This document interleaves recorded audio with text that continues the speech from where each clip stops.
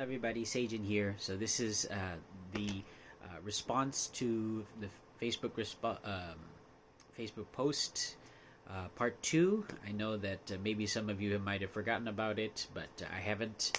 And I wanted to talk about more the human fall and the understanding that I have reached through the teachings of my church. And just to put it out there, I know that I say, okay, I'm going to make this video. I want to make this video and that video, and of course, I'm not perfect. I might forget about a few things, but there are certain videos that I feel very important about making, and they're definitely in my head, and it's kind of difficult because sometimes when I have energy, I don't have the time, and when I have the time, I don't have the energy to make them. And finally, I feel that this was kind of the right time for me to actually film this video. So it might take me some time, but I am thinking about it, and yeah, I'll do my best to make them as I can. So I'm really happy that I can make this video right now. So just going back to the response that I got for the God Works video. So a couple of more points that I wanted to talk about that person mentioned was, so don't pursue God, pursue happiness instead. That's more real. And also another part is God seems to be for those who are lucky. And so I'll talk about these points after I talk a little bit more about the human fall, because there was a comment where saying that just human, how can God exist with all this human suffering, and why is there's so much human suffering? And I feel that it's really important to kind of understand the human fall in order to understand why there's so much evil in this world and suffering in this world. So I'd like to talk about that. So in the Bible, it does say how so God gave the commandment not to eat of the fruit of the tree of the knowledge of good and evil, and but a serpent tempted Eve, and then Eve ate it, and then gave it to Adam, and then that was the human fall, disobedience to God, and they were cast out of the garden. So many Christians believe this literally, but actually, as a unificationist, we're taught differently. We believe that this is a metaphor of something deeper, and I like to go into that. So I guess in conclusion, we believe that the fall was a illicit sexual relationship between Eve and the archangel Lucifer, and then with Adam. So a love relationship before its rightful time, the rightful time that God sanctioned. And the reason is that we believe this is because if you look at just in our world too, the thing that really breaks apart families is like the partners having affairs. Like a husband and wife, one of them has an affair with someone else, and or just cheating on somebody. It that really destroys the family a lot, and also that can lead to like sexually transmitted diseases, and also just the breaking down of family. It's a really bad influence for the child too. It really harms the child, and that child can maybe just grows up to become a criminal, or just creates more trying to really satisfy that lack of love in the wrong way, because he or she doesn't know any other way. So just even if we eat something that really it, of course, if it's something, I mean, like it could harm us. Like there are poisonous foods, and just on a more daily life level, like if I were to drink expired milk, then I probably would have indigestion. Well, like have some problems in my stomach. But that doesn't really destroy a family or affect my son that much. Of course, there'll probably be, my family will be concerned for my own health, but it won't really destroy the family. What really destroys the family is immoral sexual acts, I feel, and really we believe that this was the reason that humankind, and this is the reason that humankind is suffering so much right now, because the human ancestors, they they had that wrongful, unprincipled sexual relationship, and that, and then the family that was formed was a broken family, and then just because that start was destroyed, or like was corrupted by evil, that's why there's so much evil in this world today. That seems to make sense to me, and just like, why don't we believe at the Bible literally? One thing, of course, the eating of the fruit. So Jesus did say, I believe that was Mark chapter 7:15, that something like, maybe I don't have the exact quote, but let me see, or maybe I do. Nothing outside the man which can defile him if it goes into him, but the thing which proceeds out of the man are what defile the man. So rather than whatever you put into yourself doesn't really defile you, but rather than what you say actually does. So if that were the case, just Adam and Eve putting something and eating it through their mouth wouldn't really be, let's see, it wouldn't defile them, I guess. It's I'm talking about pretty deep stuff here, so it's a little bit difficult for me to be completely clear, but and also another point is that usually human beings, we have the tendency to hide what we've done wrong. For instance, if maybe I ate some cupcakes which my mom just baked, and it was supposed to be for a party that she was hosting, I would probably, like, if she said, "Where are the cupcakes?" I would probably hide my mouth, or kind of make my mouth a little bit less visible. And so I think that's kind of the nature of human beings. We try to hide what we feel ashamed of. And it's interesting in the Bible, they, even though Adam and Eve, it says that they ate of the fruit, still they hid their lower parts. So I think that maybe that part is that part might be true. Like they felt ashamed of their lower parts, because that was the place that they committed the fall with. And so that's one thing, to kind of back the metaphor. And also just, I know it does sound crazy, like maybe Eve having a relationship with the archangel, but I've heard that in the world too, there are accounts of people having relationships with spiritual beings, or spiritual people. So I do believe in the spirit world, so I think that's very so I do believe in that. And but even if you don't believe in it, I think that it is pretty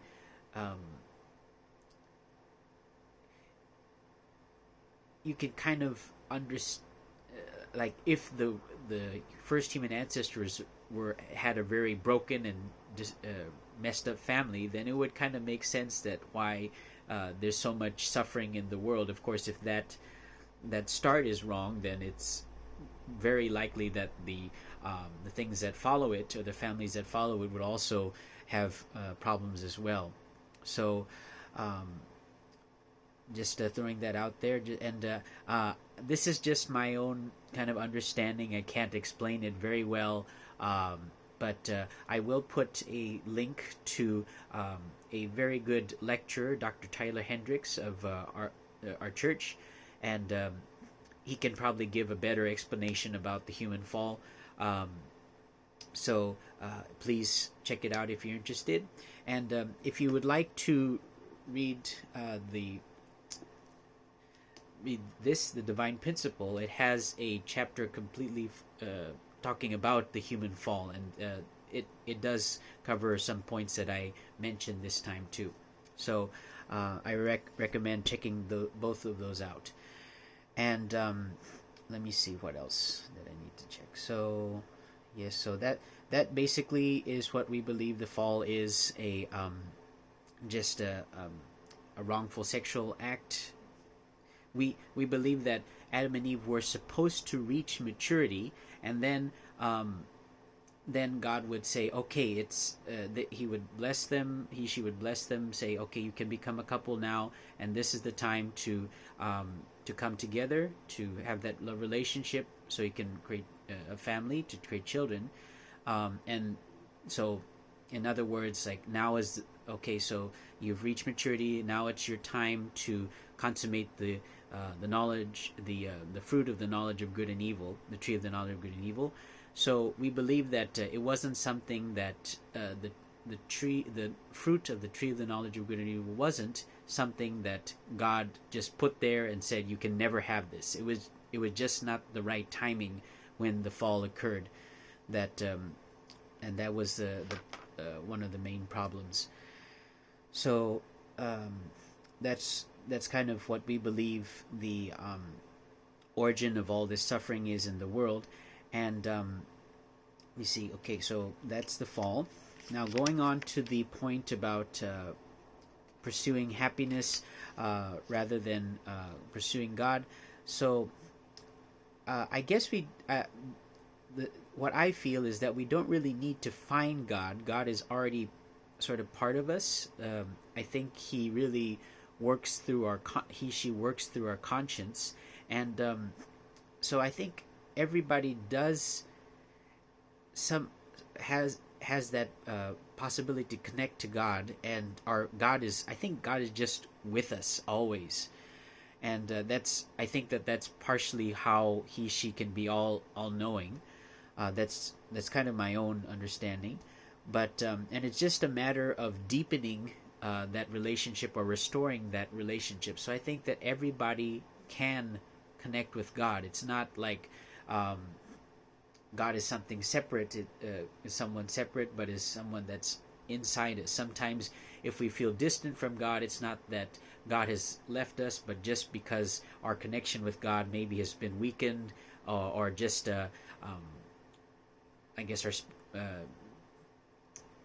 it's not like God has left us. We just aren't aware of God being with us. So I really believe that everybody has the ability to connect to God, and religion is really the mission of religion is to reconnect people to God, I feel. And because I think that in my church we also learn that we're taught that God and human beings were in the relationship of parent and child, and really I think the parent-child relation is so important. It's so in our own families. I think we can learn so much from our parents, and it's very important to have a good parent-child relationship in order for the happiness of the child and of course the parent too. And I think that restoring that relationship with God, that connection, can really bring us happiness. And I feel that just deepening my own relationship with God is leading me to my own happiness. I feel I always feel this kind of protection. I feel that just in my hardest times, I feel kind of God reaching out to me, and also giving me inspiration. And I feel that when I'm really working hard, doing my best, just I do feel kind of God is with me, and no matter what. And that's my own feeling. And so kind of going back a little bit, so religion's mission or purpose is to connect people back to God. And I feel that once religion has done this, there's really no purpose for it any longer. And then so religion just kind of, once that relationship is restored, just religion will kind of disappear naturally.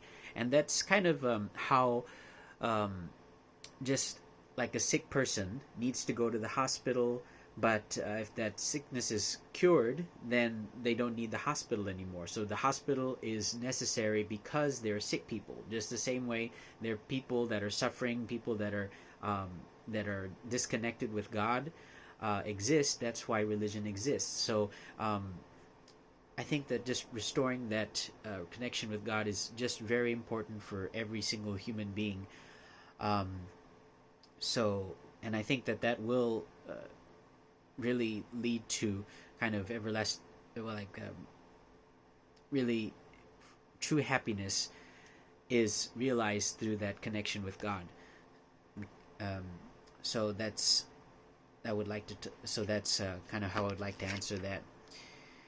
And yeah, God seems to be for the lucky. Um, I feel that God is for everybody. It's I think it for some people maybe it's easier to find God or just that kind of have a connection with God or restore that connection. Other people have it very difficult, and I feel that just that's kind of I think that's kind of true. Just if you just depending on the background that you come from, if you're not religious or maybe from a broken family, or even if you are religious and grow up in a family that is super tight because like all the restrictions that religion sometimes has, and just get fed up and just okay, I'm not going to live this lifestyle. I think those people kind of it's difficult. It's more difficult for them to connect to God, or it's or they just don't want to find God in the first place. So I know that people that are against religion, they've experienced a lot of hate in that religion. I think even Karl Marx, he who created communism, and of course communism is just completely denying God. I believe that I was taught that he grew up. He was Jewish. He grew up in a Jewish family, but then his father, because of his job, he decided to become a Christian. So it was very hard for him, for Karl Marx, because so in the Christian community, they would say, oh, they would talk behind his back, he's a Jew, and then in the Jewish community, then they would say, oh, you're not a true Jew. You're a you have that Christian, so that's true. So he just growing up in that kind of religious background, sadly, it really made him very angry with God, and that's kind of how and then I believe that was one of the big motivations that he created communism, and then as a means to kind of get revenge back to God. So he believes in God, but he wanted to get revenge to them, and it's very unfortunate, because I feel that although what religion, just God has been trying to use religion to bring people back to goodness, but of course there is that element that people need to kind of people are involved, and of course they're imperfect. So if everybody were completely connected to God and believing and really putting their beliefs into practice, then that would be a lot easier and a lot different. But that's not the case. There's a lot of imperfect people, even in religion, and sometimes just because of those people, then it makes others difficult to connect to the true goodness of that. The true goodness of the religion and true goodness of God. So, I understand. So, just going back again, I do feel that everybody can connect with God, and I know that God wants to connect with every single person, but it can be difficult for some people and easier for some people. I think I was very lucky in that regard, and I hope that I can really help people to restore their connection to God, because I do feel that that connection has brought me a lot of happiness, and I feel that it can bring many people a lot of happiness and create a better world for everyone. So I guess that's pretty much it that I wanted to say. So thank you for watching up until this point, and yes, whatever your beliefs are, I'm praying for your happiness. Even though I may have my own beliefs, I might stand strong for them. I still know that it's important to, because it's every single person. Happiness is what God wants. I'm also an imperfect person, so I may make mistakes, but I pray and I know that God will kind of guide me, show me what I need to change, and how I need to do things better all along the way. So I am praying for every single person, and whatever I may do or say in my heart, and I'm praying for you, the viewer, too. Thank you for watching, and God bless. Take care.